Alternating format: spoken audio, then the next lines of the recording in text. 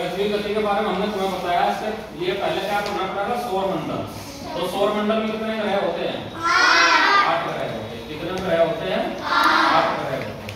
सबसे पास का ग्रह कौन सा है? और फिर क्या है? शुक्र है। और तीसरे नंबर पर क्या है? तीसरे नंबर पर क्या है? और हमने बताया है क्या कि प्रत्येक ग्रह अपने सूर्य के चारों ओर चक्कर लगाता है, तो पृथ्वी भी लगाएगी। तो ये देखो, मान लो सूर्य है, ये क्या है? हमारा सूर्य है। और ये क्या है? पृथ्वी है। ये क्या है? पृथ्वी। तो जब ये सूर्य चारों ओर चक्कर लगाती है ऐसे, जिसको समय लगता है कितना? 365 दिन या एक वर्ष इसको समय लगता है। तो इसको क्या कहेंगे? परिक्रमा। परिक्रमा करना, परिक्रमा करना। और इस गति को क्या कहेंगे? परिक्रमण गति।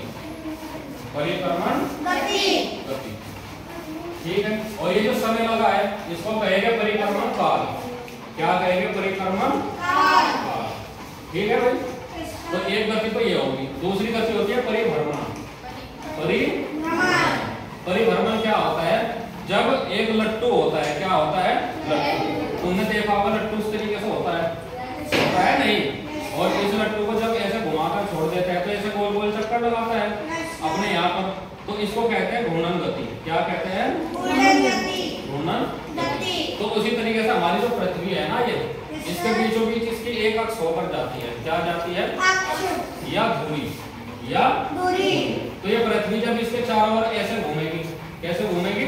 चारों ओर, चारों ओर। यानी कि जब पृथ्वी अपनी अक्ष के चारों ओर घूमती है तो इस गति को क्या कहते हैं? घूर्णन गति या परिभ्रमण गति। क्या कहते हैं दीदी? परिभ्रमण गति। जब पृथ्वी अपने चारों ओर घूमती है तो उसको कहेंगे परिभ्रमण गति। और जब सूर्य चारों ओर घूमेगी तो उसको क्या कहेंगे? परिक्रमण गति। तो दो ही गति होती है। कितनी होती है? दो। एक तो परिक्रमण, एक क्या होती है भाई? परिक्रमण।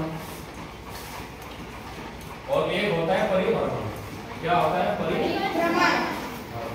समझ आएगा? तो परिक्रमण क्या है और परिभ्रमण क्या है? अब परिभ्रमण क्या है कि जब पृथ्वी अपने चारों ओर घूमेगी तो इससे क्या होगा? इसको दिन और रात हो गया। वेरी गुड, कलेक्टिंग करो इसके लिए। इससे दिन और रात। और इस गति से क्या होगा? परिक्रमण वाले से ऋतु परिवर्तन। कलेक्टिंग करो वैसा आंसर। तो क्या होगा? इससे ऋतु परिवर्तन, यानी कि गर्मी सर्दी वर्षा वो इस गति से होती है। और क्योंकि इससे दिन रात बनते हैं, इससे दिन रात बनता है, इसलिए इस गति का एक नाम और है दैनिक गति। क्या होता है? दैनिक गति।